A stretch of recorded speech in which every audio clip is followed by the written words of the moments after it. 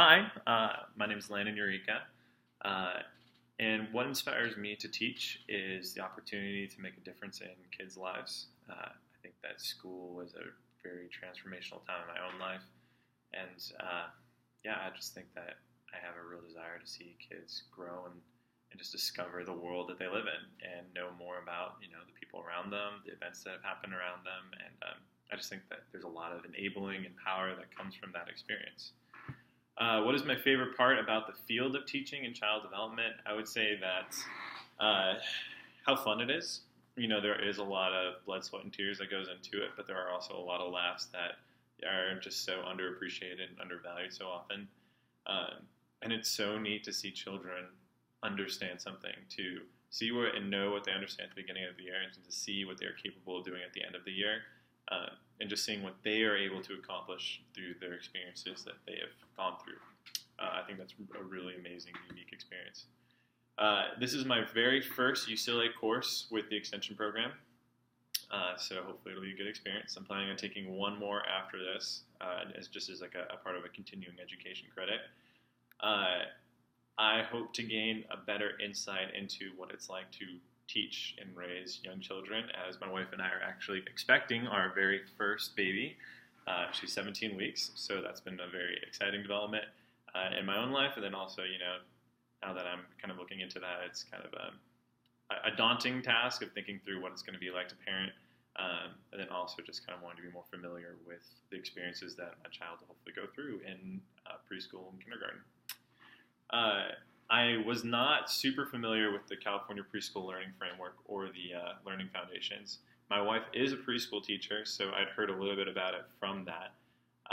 But I was not super familiar with it. It was really interesting kind of Googling it and finding the PDF and downloading it and looking at it, and seeing just how multidimensional the expectations were.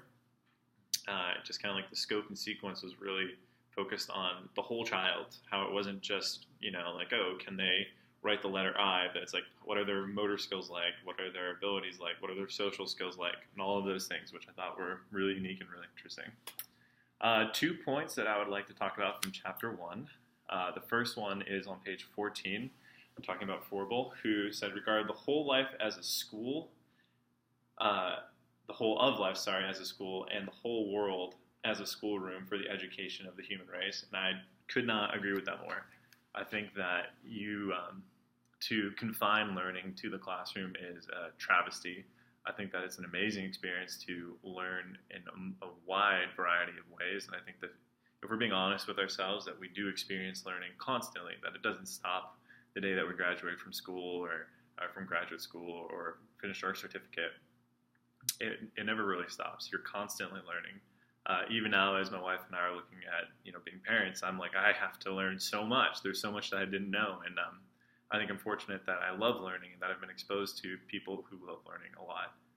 Another thing that I thought was super interesting was on page 15, talking about Montessori, where it says that she believed that any task could be reduced to a series of small steps.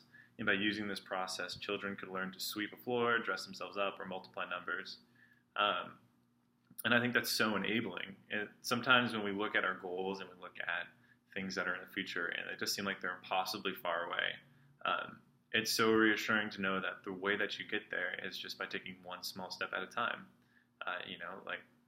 That's just a really enabling, powerful fact that if you're willing to put the time into something, you'll be successful.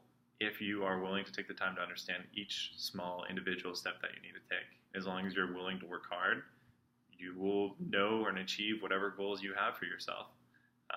So that's my video, and hopefully there'll be some good discussions that come from it. Thanks.